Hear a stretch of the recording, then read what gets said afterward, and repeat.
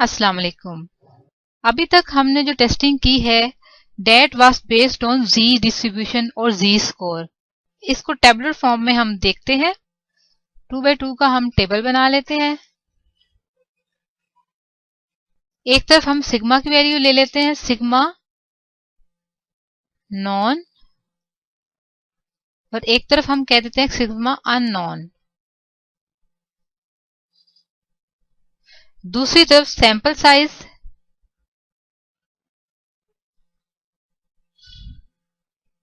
Large और sample size small.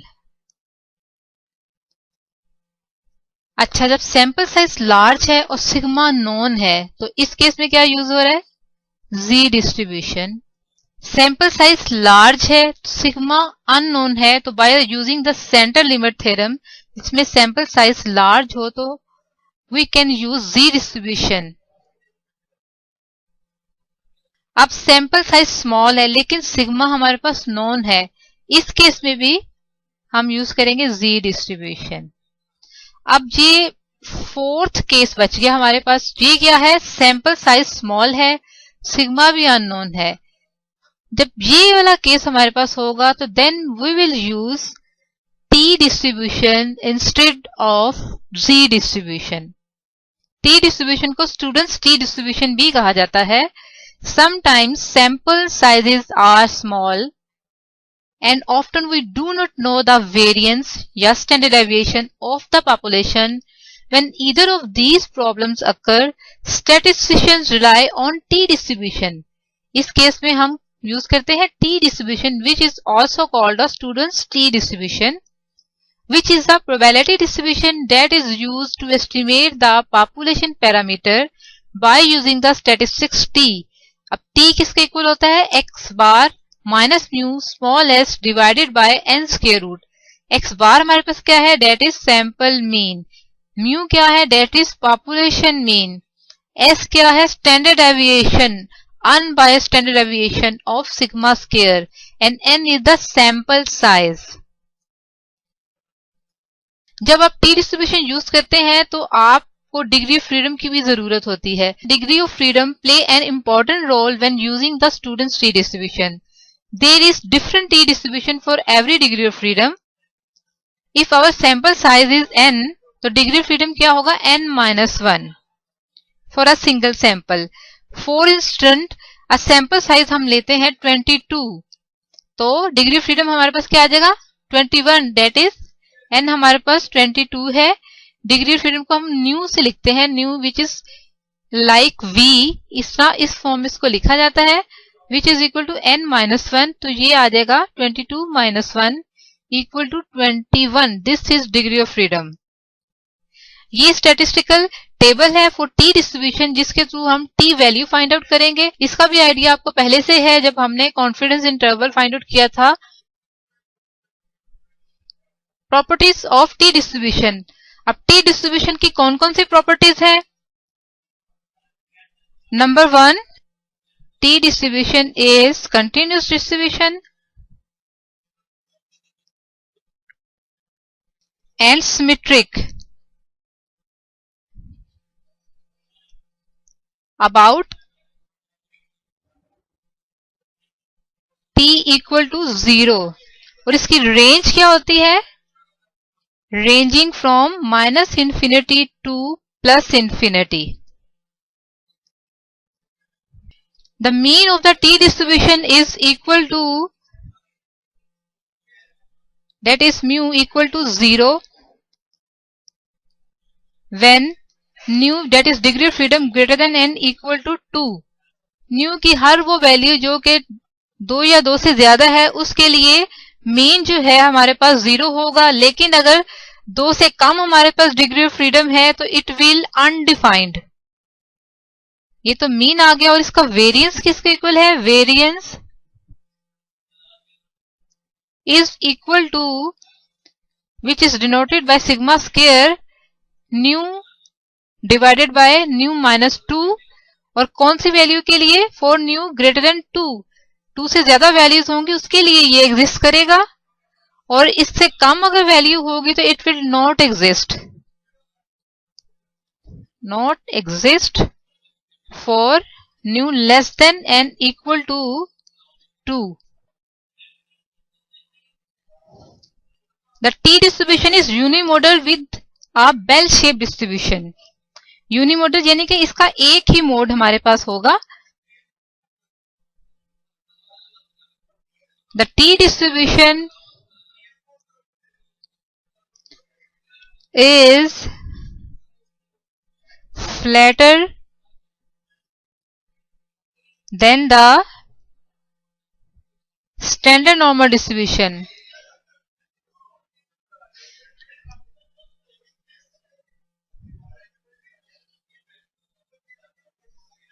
Which means T distribution is more spread out in the tails. यानी कि अगर standard normal distribution हमारे पास ये है तो T डिस्ट्रीब्यूशन जो है that will be flatter in the tails. इसकी टेल्स जो है वो लॉन्ग टेल्स होंगी हमारे पास. The shape of the T distribution changes as the degree of freedom changes. Means कि there is a different T distribution for each number of degree of freedom. The T distribution approaches the standard normal distribution. Standard normal distribution क्या होती है? जिसमें mean 0 और variance 1 हो. As the degree of freedom increases.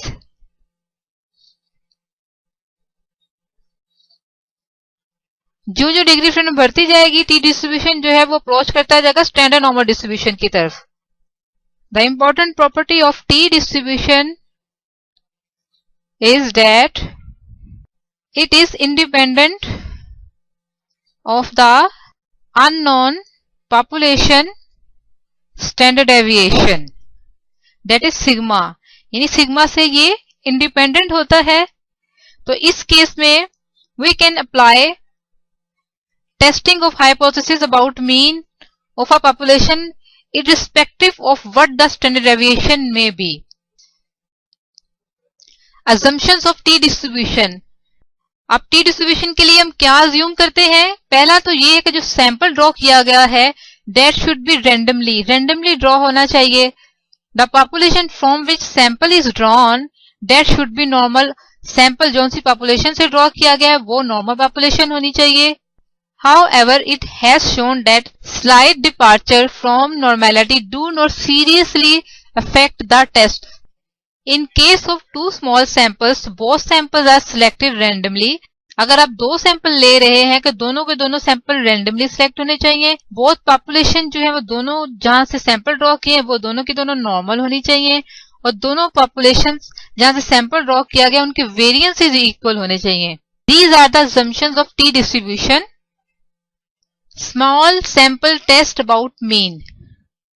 अब mean की testing के लिए there are 4 cases for the small samples. Case number 1 में हम टेस्ट करेंगे about mean of a normal population when sigma is known and n less than 30. Case number 2 में hypothesis testing about difference of means of two normal population for sigma 1 and sigma 2. यानी दोनों के जो standard deviation है हम ये ज्यूम करेंगे equal है. और थर्ड केस में testing hypothesis that is also about the difference of mean of two normal population when sigma 1 is not equal to sigma 2. दोनों पॉपुलेशन जहां से सैंपल ड्रॉ किया गया अगर उनके वेरिएंसेस जो स्टैंडर्ड डेविएशन इक्वल नहीं है उस केस में किस तरह टेस्टिंग होगी? The testing hypothesis about two means with paired observations. ये जो 3 केसेस हैं ये तो इंडिपेंडेंट ऑब्जर्वेशंस होंगे, इंडिपेंडेंट सैंपल्स होंगे. लेकिन अगर हमारे जो पास 2 सैंपल्स हैं दोनों एक दूसरे पर डिपेंडेंट हों तो उस केस में किस तरीके से टेस्टिंग की जाएगी? Testing hypothesis about mean of a normal population when sigma is known and n is less than 30. इस केस के लिए हमें कौन से स्टेप्स फॉलो करने पड़ेंगे? पहले स्टेप में हम null and alternative hypothesis state करेंगे. दूसरे में अल्फा की वैल्यू. थर्ड में test statistics. When we have sigma unknown and n is less than 30. In this case, we will use t statistic, which is equals to x bar minus mu divided by s over n square root under h naught, which follows the student's t distribution with n minus 1 degree of freedom. Number 4, आप critical reason ले लें या computation ले लें. Critical region define करेंगे और जो कि डिपेंड करता है ऑल्टरनेटिव हाइपोथेसिस पर.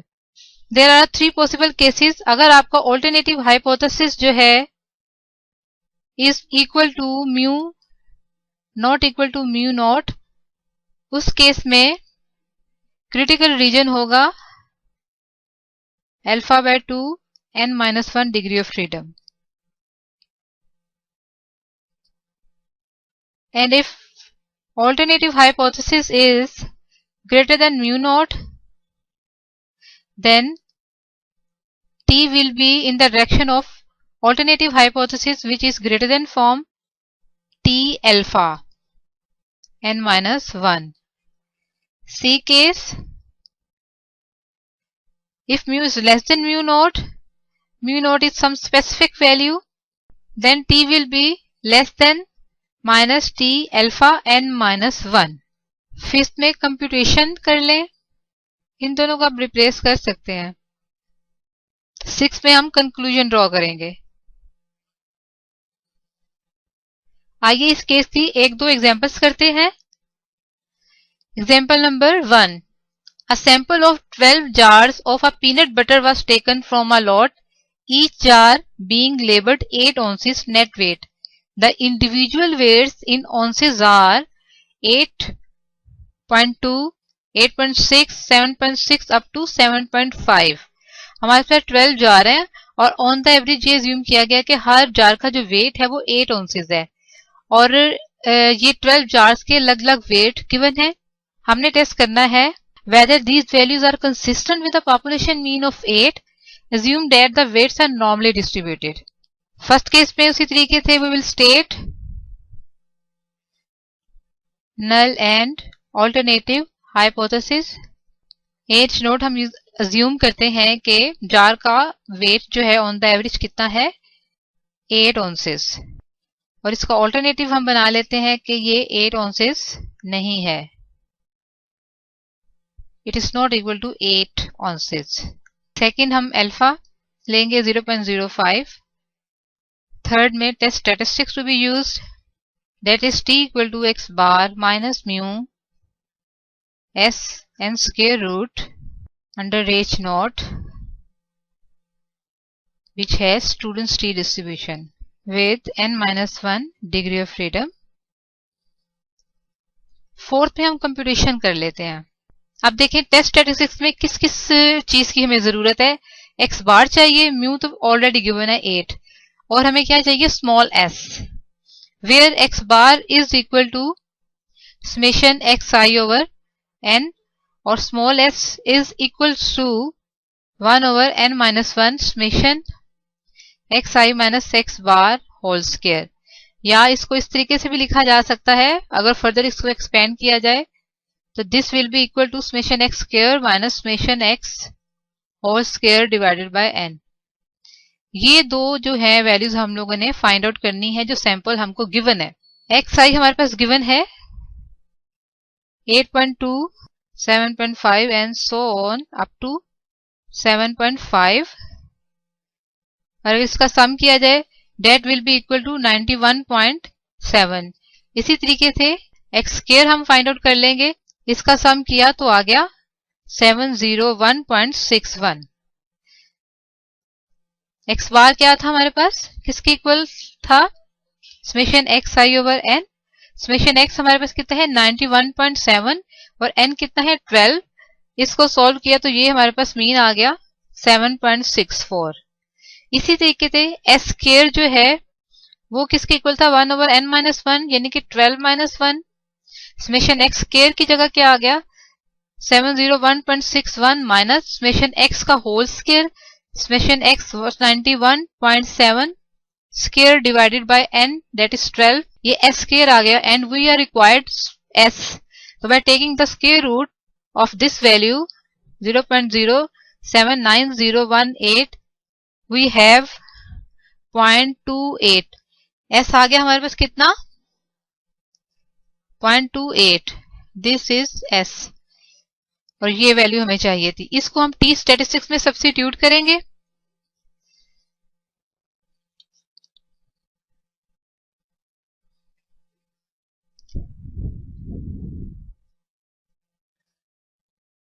एक्स बार आ गया 7.64 माइनस म्यू हमारे पास क्या था mu naught 8 small S 0.28 divided by N which is 12 N square root, और ये सोल्व किया तो आ गया -4.45। ये हमारे पास टी वैल्यू आ गई, टी स्टैटिस्टिक्स की वैल्यू आ गई। अब हम फाइंड आउट करेंगे critical reason, critical values find out करेंगे। और क्रिटिकल रीजन चूंकि हमारे पास ये टू टेल्ड है तो ये बनेगा T greater than N equal to T alpha by 2 n minus 1। T alpha by 2 alpha कितना था 0.05, 0.05 को 2 से डिवाइड किया तो ये आ गया 0.025। n कितना था 12, 12 माइनस 1 होके ये आ गया 11। अब 0.025 को हम 11 में देखेंगे in the table of T. अब 0.025 जो है दैट इज एंड 11, इसके नीचे हम देखेंगे 11 को, तो ये वैल्यू हमारे पास आ गई 2.20। इसका मतलब है 2.20 एक दफा नेगेटिव आ जाएगी, एक दफा पॉजिटिव आ जाएगी, -2.20 प्लस 2.20। अब ये देखिए टी स्टैटिस्टिक जो वैल्यू है -4.45 वो यहाँ कहीं आगे जाके लाई करेगी, मींस क्रिटिकल रीजन में फॉल कर रही है। सो हम कंक्लूड कर लेंगे that the given values are not consistent with the population mean. Population mean that was 8 ounces. आगे एक और एग्जांपल देखते हैं। A random sample of 16 values from a normal population showed a mean of 41.5 inches and sum of square deviations from this mean equal to 135 inches. Show that the assumption of a mean of 43.5 inches for the population is not reasonable. Example लिया गया 16 values के साथ, यानी कि that is n, और mean उसका क्या है x बार 41.5 और sum of square of deviation from this mean, यानी कि ये जो चीज है ये किसके इक्वल है summation x minus x bar square जो है वो इक्वल टू है 135। हमने क्या शो करना है कि जो हमने मीन अज्यूम किया है म्यू, ये जो है हमारे पास म्यू हम कहते हैं पॉपुलेशन मीन 43.5 इंचेस है, दैट इज रीजनेबल और नॉट, ये चीज हमने टेस्ट करनी है। फर्स्ट स्टेप में उसी तरीके से we will state null and alternative hypothesis. H naught में हम ले लेते हैं कि mu is equal to 43.5 which mean it is reasonable mean for the given population. H naught इसका alternative होगा that is not equal to 43.5 which states it is not reasonable. Second में alpha define करेंगे that is 0.05.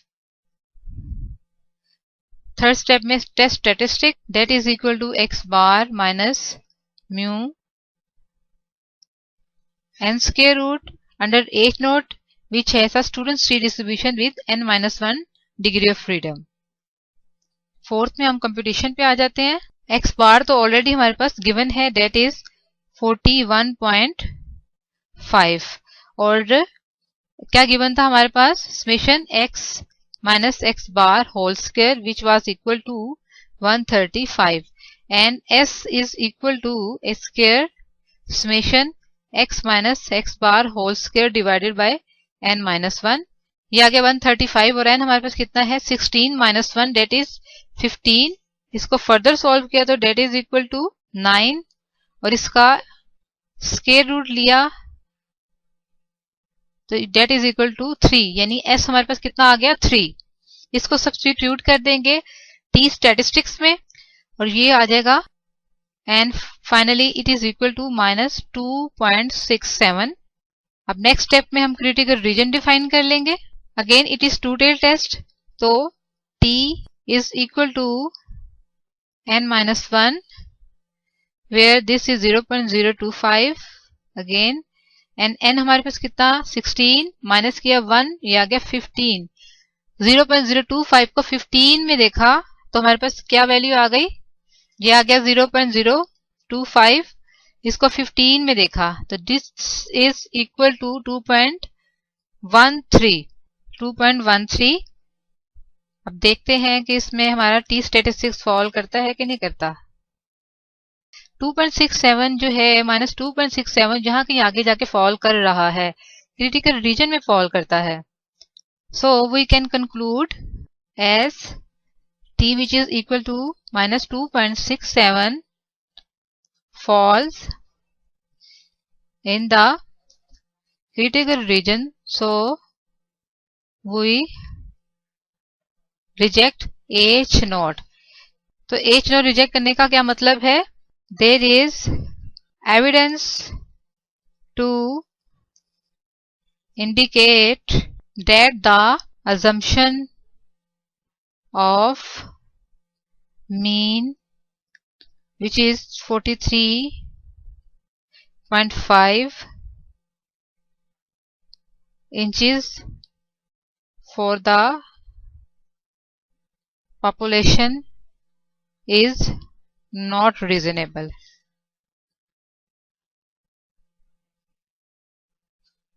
Case number 2.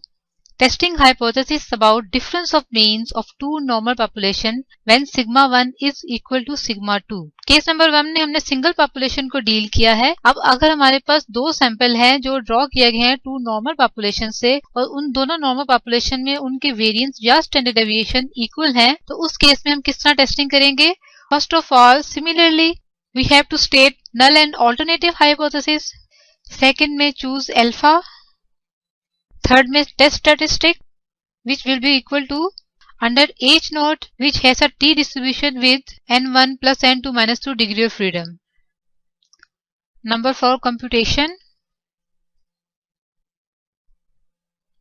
Number 5 critical region which is dependent on alternative hypothesis if H1 is equal to mu1 minus mu2 or mu1 equal to mu2 so in this case critical region would be two-tailed and if इसको b के scale है mu1 is less than mu2 तो इस case में हमारे पास critical region होगा t alpha n1 plus n2 minus 2 और third case क्या है h1 के mu1 जो है ग्रेटर देन इसके साथ माइनस की वैल्यू आएगी माइनस जब लेस देन की वैल्यू होगी तो यहाँ t वैल्यू जो हमारे पास आएगी that would be in minus t1 greater than t2 या mu1 minus mu2 greater than 0 दोनों तरीके से आप इसको लिख सकते हैं इस केस में ये वैल्यू होगी t alpha n1 plus n2 minus 2 और 6 में कंक्लूजन ड्रॉ करेंगे हम so these are the steps which we have to follow in testing about difference of mean of two normal population when sigma 1 equal to sigma 2. आइए example करते हैं इस case की The heights of 6 randomly selected sailors are in inches 63, 65, 68, 69, 71 and 72. Those of 10 randomly selected soldiers और soldiers की height कितनी है 61, 62 up to 73. दो सैंपल ड्रॉ किए गए हैं दो पॉपुलेशन से एक का सैंपल साइज 6 है that is n1 equal to 6 और दूसरे का सैंपल साइज क्या है n2 इक्वल टू 10 पहले ग्रुप में सेलर्स की हाइट गिवन है दूसरे ग्रुप में सोल्जर्स की हाइट गिवन है discuss in the light of these data that soldiers are on the average taller than sailors हमने टेस्ट करना है कि soldiers are on the average taller than sailors. Assume that the heights are normally distributed. आइए hypothesis state करते हैं soldiers जो हैं that belong to the second sample. So mean 2 जो है greater than mu1 ये इसका ऑल्टरनेटिव हाइपोथेसिस बनेगा mu2 जो है वो सोल्जर्स की मीन हाइट है और mu1 जो रिप्रेजेंट कर रहा है सेलर्स की मीन हाइट को तो डेट वुड बी, तो ये इसका ऑपोजिट होगा, लेस देन इक्वल कर लें या इक्वल भी आप लिख सकते हैं। सेकंड में उसी तरीके से अल्फा की वैल्यू हमारे पास है 0.05। थर्ड में हम टी स्टैटिस्टिक अपना स्टेट कर लेंगे, that would be mean 2 minus mean 1, और हमें पता है कि एस पी किसके इक्वल होता है, जब कॉन्फिडेंस इंटरवल हमने फाइंड आउट किया था स्मॉल सैंपल्स के लिए अबाउट मीन, तो उसमें एस पी निकालना आपको बताया गया था। That is equal to n1 plus n2 minus 2, that is pooled variance. ये हो गया समेशन, सॉरी ये x है, प्लस समेशन x2 माइनस, इसको पहले लिख लें या इसको पहले लिख लें, प्लस है दरमियान में तो कोई फर्क नहीं पड़ता। Under H note which has student tree distribution with n1 plus n2 minus 2 degree of freedom। Fourth में हम कंप्यूटेशन पे आ जाते हैं।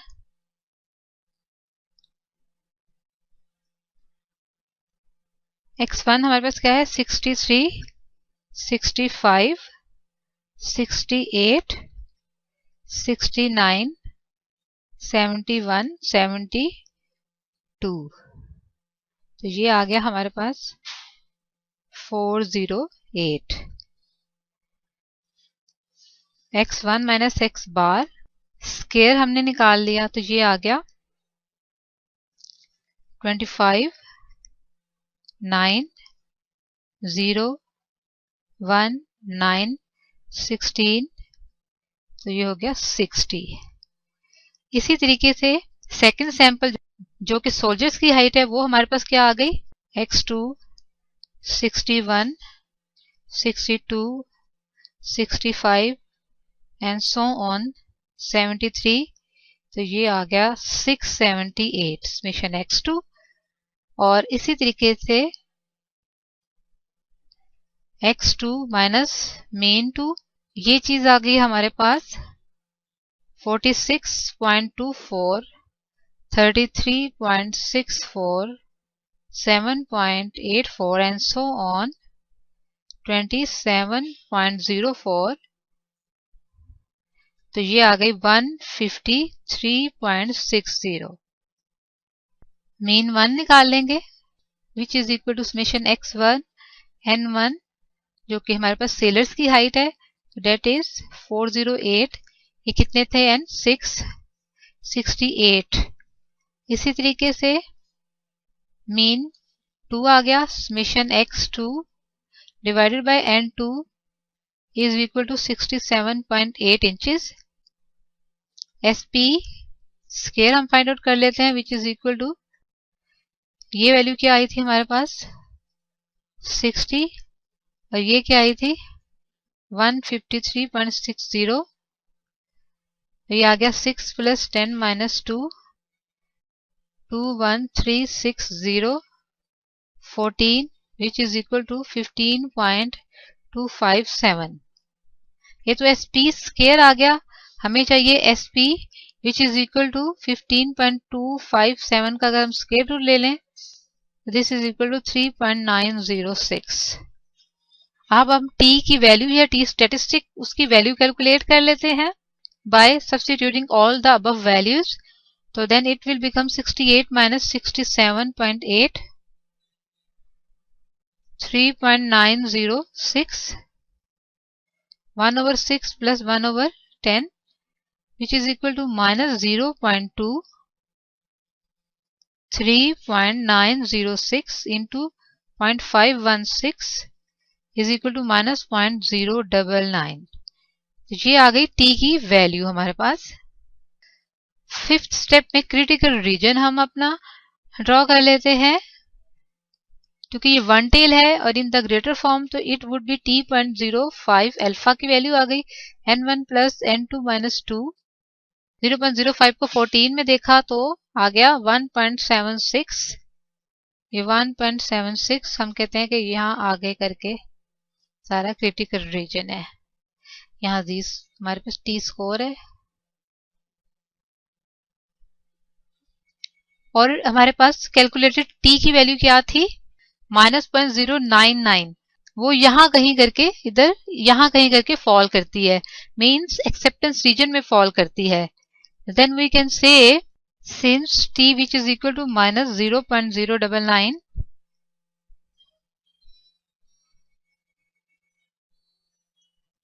in the critical region, so we not reject H naught and conclude difference in the mean heights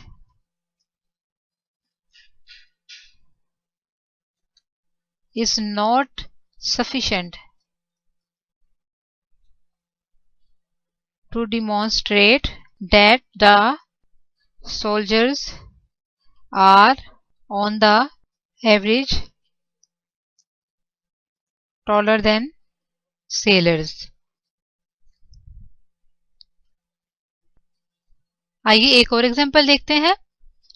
A group of 12 children are found to have the following intelligence quotients.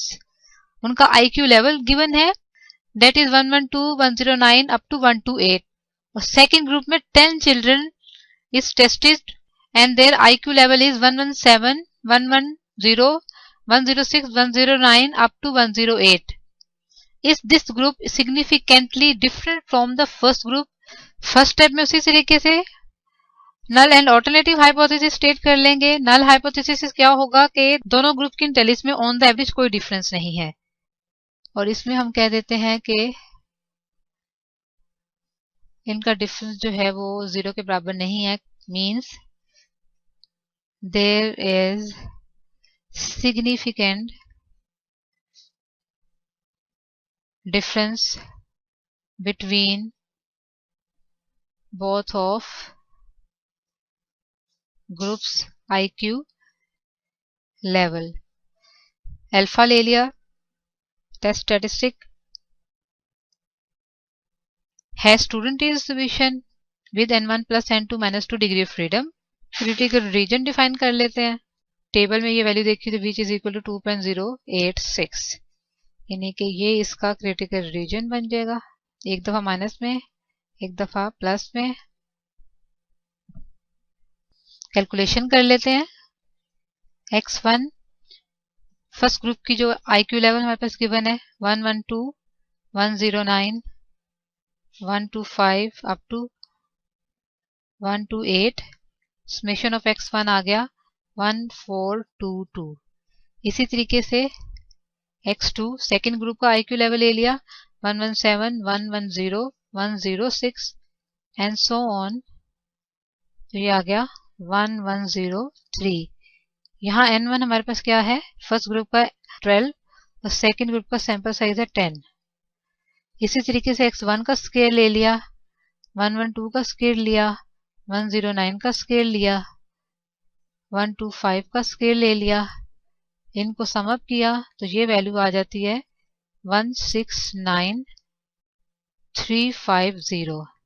इसी तरीके से second group का scale ले लिया, 117 का scale लिया, 110 का scale लिया, 106 का स्केल ले लिया एंड सो ऑन. जब सारी वैल्यू को स्केल लेकर उनको एडअप किया तो ये आ जाएगा 121879.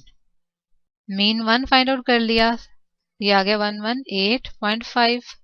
इसी तरीके से x2 समेशन x2 n2 ये आ गया 1103. 10 से डिवाइड किया तो ये आ गया 110.3. ये दोनों सैंपल के मीन कैलकुलेट कर लिए. अब वेरिएंसेस फाइंड आउट कर लेते हैं. n1 minus summation x1 square minus summation x1 whole square divided by n1. इसमें इसकी वैल्यू सब्स्टिट्यूट की और इसको फाइनली सॉल्व किया तो हमारे पास आ गया 76.64. इसी तरीके से s2 का स्क्वायर, इसको भी सॉल्व किया तो हमारे पास फाइनल जो वैल्यू आ जाती है डेट इज 26.23. अब हम SP फाइंड आउट कर लेते हैं. That is n1 plus n2 minus 2. इसका एक फार्मूला ये भी होता है s1 square plus n2 minus s2 square. इसमें इसकी वैल्यू सब्स्टिट्यूट की तो ये आ गया 53.9 555, हमें चाहिए SP, तो 53.555 का स्क्वायर रूट ले लेंगे and which is equal to 7.35। ये SP आ गया। अब सारी वैल्यूज हमने कैलकुलेट कर ली, इनको टी स्टैटिस्टिक में सब्स्टिट्यूट करके टी स्टैटिस्टिक हम फाइंड आउट कर लेंगे। ये टी की वैल्यू आ गया। अब ये वैल्यू क्रिटिकल रीजन में 2.61 फॉल करती है कि नहीं करती है, ये देखते हैं। 2.61 हमारे पास आता है, वो यहाँ कहीं आगे जाके फॉल करता है क्रिटिकल रीजन में, यानी टी की वैल्यू क्रिटिकल रीजन में फॉल करती है। So we conclude as 2.61 falls in critical region, so we reject H naught, which conclude second group IQ level significantly differ from the first group. आइए देखते हैं case number 3, testing hypothesis about difference of means of two normal populations when sigma 1 is not equal to sigma 2। अब सारे step इसमें वही है जो case number 2 में हमने फॉलो किए हैं, लेकिन यहाँ पर टी स्टैटिस्टिक्स ये होगा और डिग्री ऑफ फ्रीडम ये होगी। आइए इसकी एक एग्जांपल करते हैं। Given two random sample of size n1 is equal to 9 and n2 16 from the two independent normal population with mean 2 is 60 and mean 1 is 75. S1 13.61. Standard deviation for the second sample is equal to 11.05. Test the hypothesis at the 0.0 level of significance that mu1 is equal to mu2. उसका alternative क्या है कि mu1 greater than mu2. Assume the populations have unequal variances. Unequal variances के लिए testing हम कैसे करेंगे? पहले स्टेप में बिल्कुल इसी तरह हाइपोथेसिस स्टेट कर लेंगे जो कि गिवन है, सेकंड में अल्फा 0.05, थर्ड में टी स्टैटिस्टिक्स व्हेन वेरिएंसेस और standard deviations are not equal, which has approximated t distribution with degree of freedom. अच्छा, ये होल स्क्वायर है,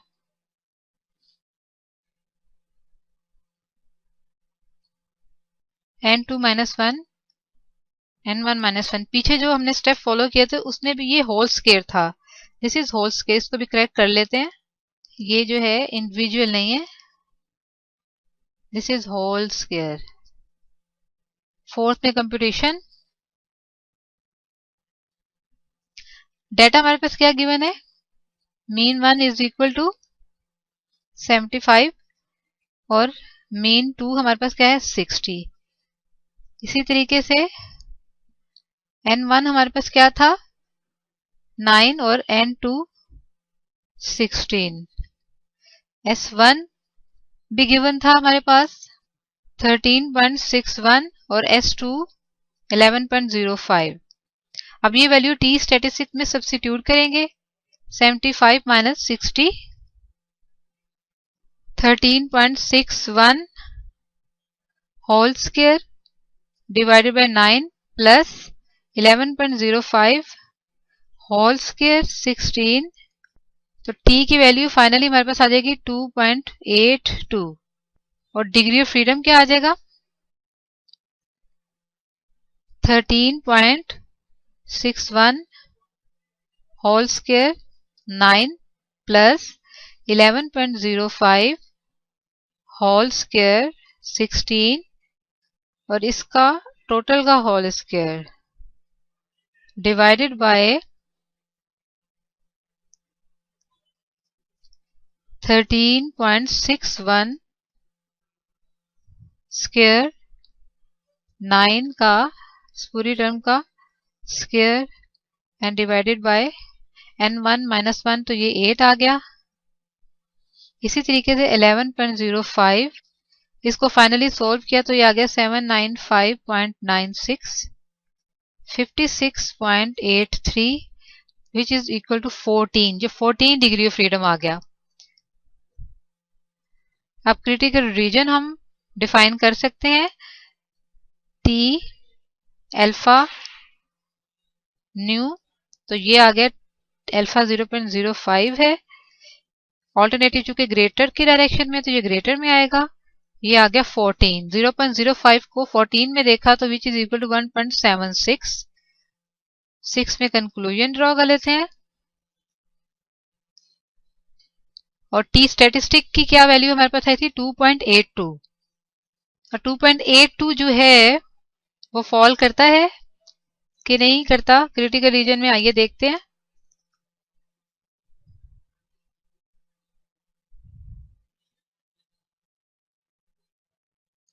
टू 2.82 आगे कहीं करके क्रिटिकल रीजन में फॉल कर रहा है, means as t dash which is equal to 2.82 falls in the critical region, so we reject H naught.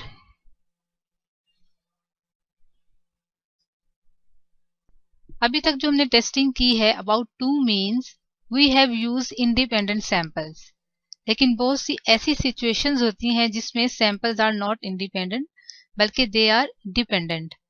In this situation observations जो होती हैं that are in paired form which are related to each other, इनको आप paired observation या matched observation भी कहते हैं।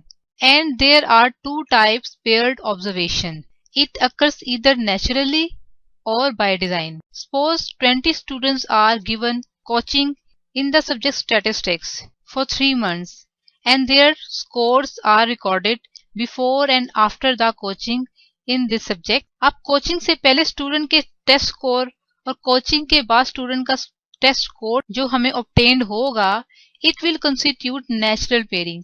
ये जो मेजरमेंट आएगी हमारे पास स्कोर की कोचिंग देने से पहले, स्टूडेंट के टेस्ट में कितने स्कोर थे, कोचिंग लेने के बाद स्टूडेंट का टेस्ट में क्या स्कोर आया है, ये जो ऑब्जर्वेशन ये जो मेजरमेंट्स हमारे पास आएंगी, it will constitute natural pairing.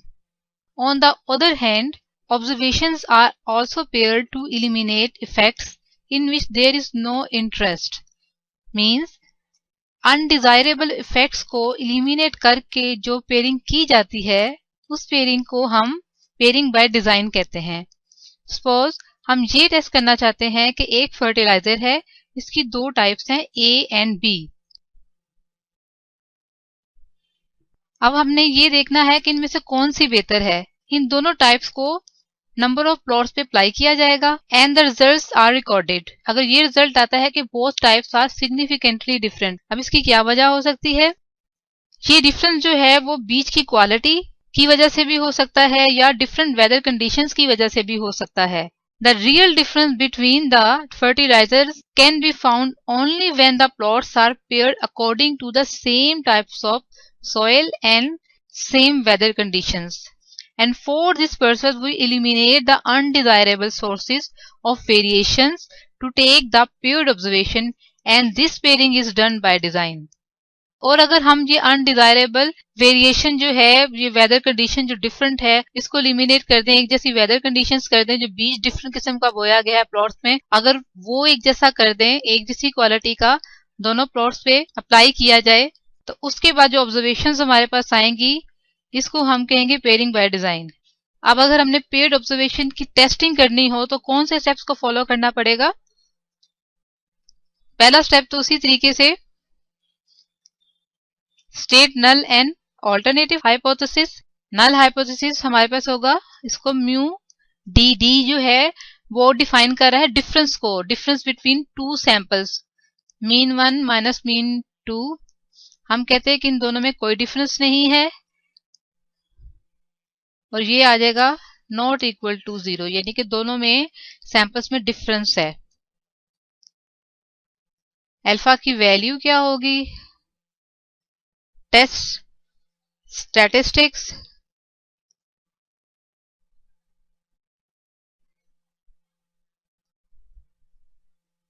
D bar S T N square root under H naught with n minus 1 degree of freedom. Fourth में आप क्रिटिकल रीजन डिफाइन कर लेंगे जो कि डिपेंड करेगा एज 1 पर। फिफ्थ में कंप्यूटेशन कर लेंगे और सिक्स में कंक्लूजन ड्रॉ कर लेंगे। आइए कुछ एग्जांपल्स करते हैं। the weights of 4 persons before they stopped smoking and 5 weeks after they stopped smoking are as follows. Use the t-test for paired observation to test the hypothesis at the 0.05 level of significance that giving up smoking has no effect on person's weight. ये 4 लोगों के weights लिए गए हैं। Smoking give up करने से पहले उनके वेट्स ये थे, 5 वीक तक उन्होंने स्मोकिंग नहीं की, उसके बाद उनके वेट्स रिकॉर्ड किए गए तो उनके ये वेट्स हैं। अब हमने टेस्ट करना है that giving up smoking has no effect on persons weight. आइए हाइपोथेसिस बनाते हैं। म्यू डी इक्वल टू हम कर लेते हैं 0। इसका मतलब है कि स्मोकिंग तर्क करने से कोई फर्क नहीं पड़ा, कोई डिफरेंस नहीं आया वेट्स में। और ऑल्टरनेटिव क्या होगा जी, नॉट इक्वल टू 0, इनके डिफरेंस जो है वो 0 नहीं है, यानी कोई ना कोई फर्क तो पड़ा है। तो ये हो जाएगा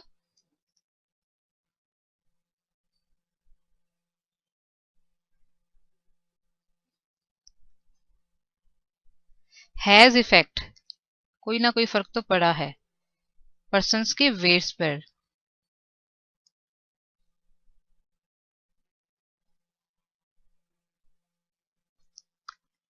सेकेंडली अल्फा की वैल्यू डिफाइन कर ली, अल्फा हमारे पास कितना है 0.05।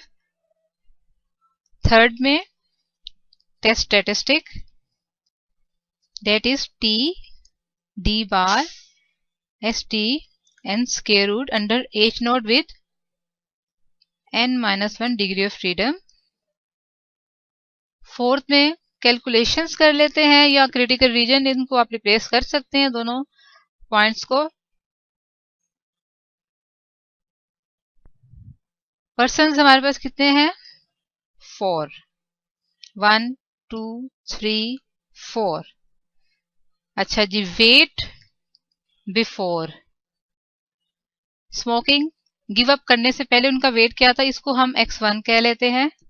148 176 153 116।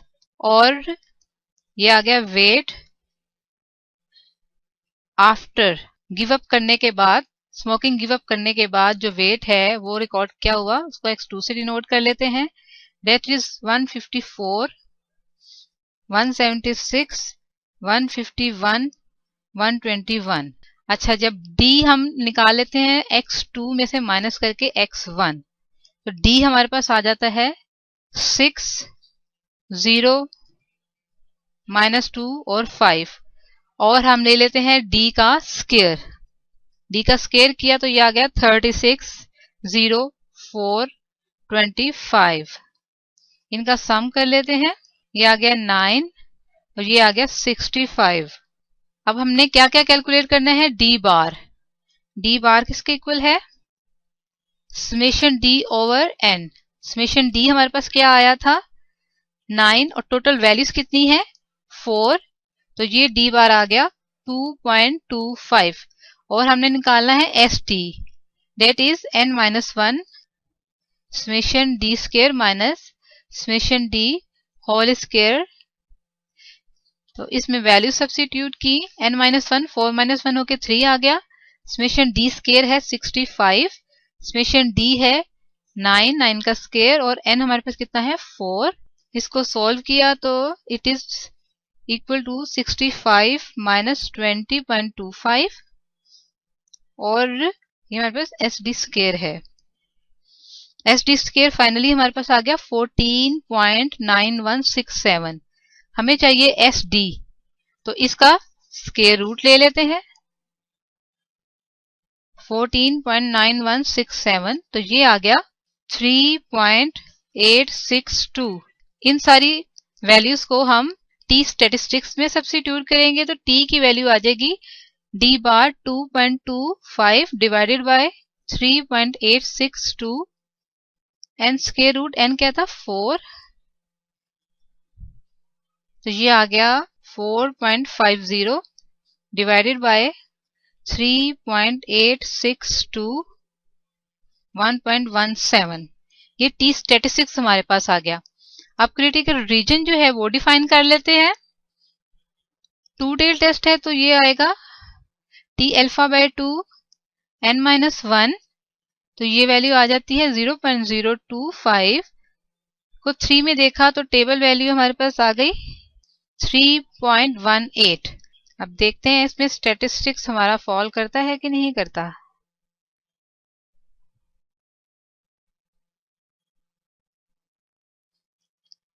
तो 3 पॉइंट हम कहते हैं कि यहां कहीं करके फॉल करता है। एक दफा नेगेटिव वैल्यू ले ली, एक दफा पॉजिटिव वैल्यू ले ली। अब ये 1.17 तो यहाँ पीछे करके कहीं लाई करेगा, क्योंकि इससे आगे तो वैल्यूज बढ़ती जाएंगी। इसका मतलब है ये किस में लाई कर रहा है, एक्सेप्टेंस रीजन में, रिजेक्शन रीजन में फॉल नहीं कर रहा। तो हम कंक्लूड कर लेते हैं as T value that is T statistic 1.17 does not fall in the critical region, so we cannot reject H naught, and this experiment does not provide sufficient evidence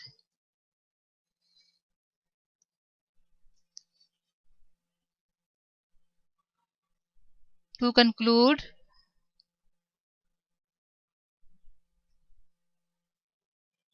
that giving up smoking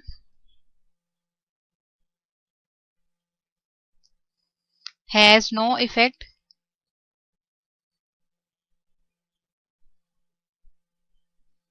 on person's weight.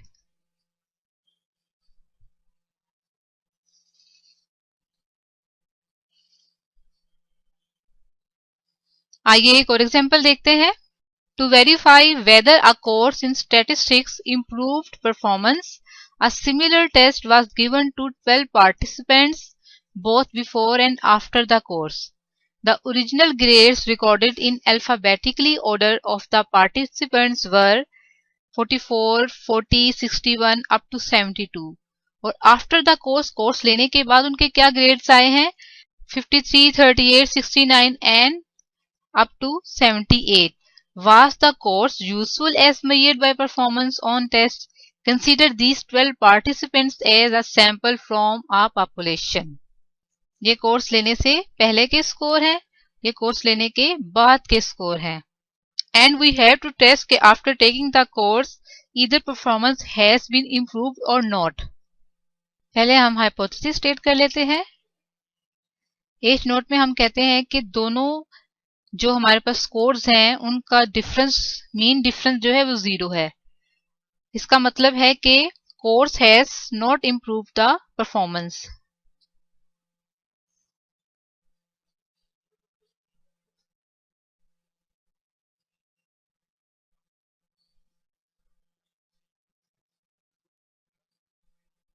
और alternative में हम कहते हैं mean difference is greater than 0। इसका मतलब है कि जो कोर्स लिया गया है उससे परफॉर्मेंस इंप्रूव हुई है।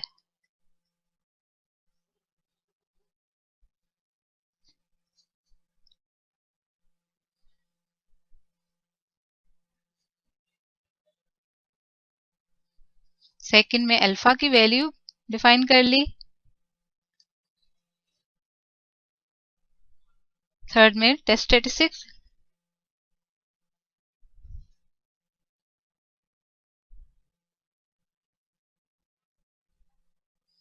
that is T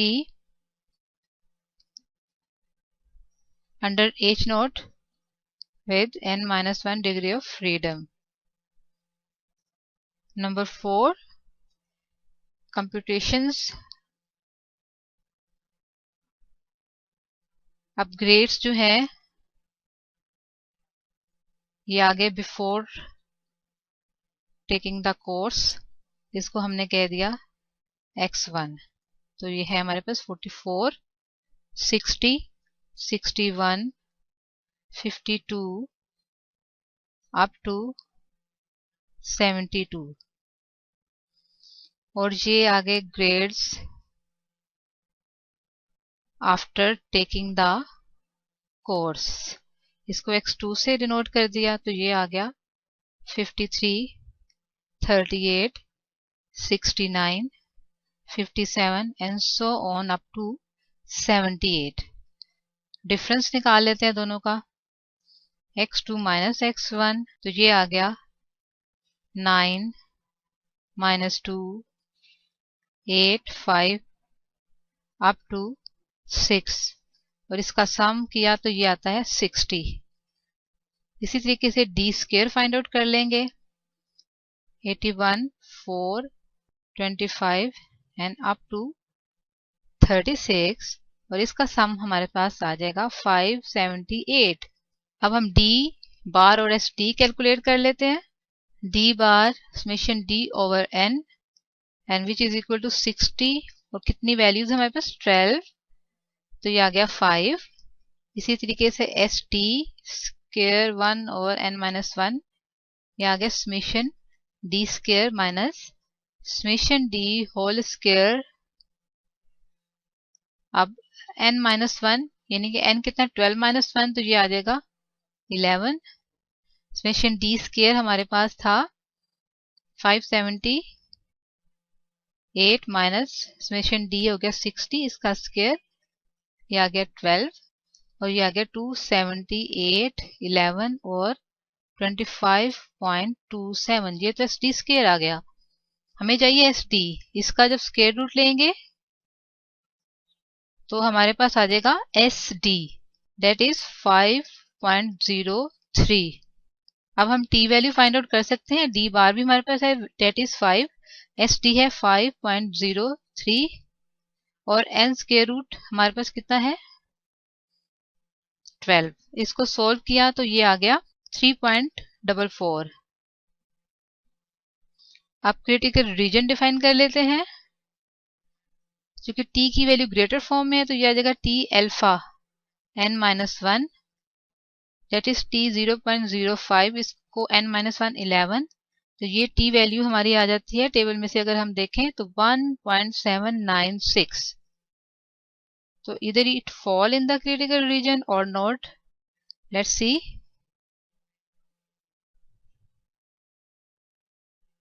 ठीक है, तो 1.76 जहां कहीं करके हम कहते हैं फॉल करता है, इससे आगे की सारी वैल्यू ये हमारे पास क्रिटिकल रीजन है। तो जबकि ये वैल्यू जो है 3.44 आगे यहाँ कहीं करके फॉल करेगी, इसका मतलब है कि t की वैल्यू जो है वो फॉल कर रही है क्रिटिकल रीजन में। तो हम कंक्लूजन ड्रॉ कर लेते हैं।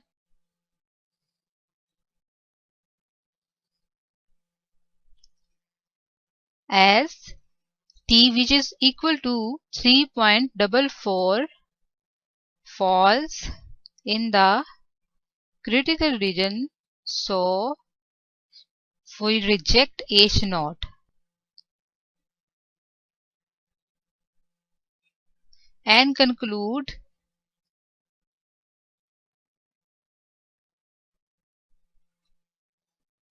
that course has improved the performance.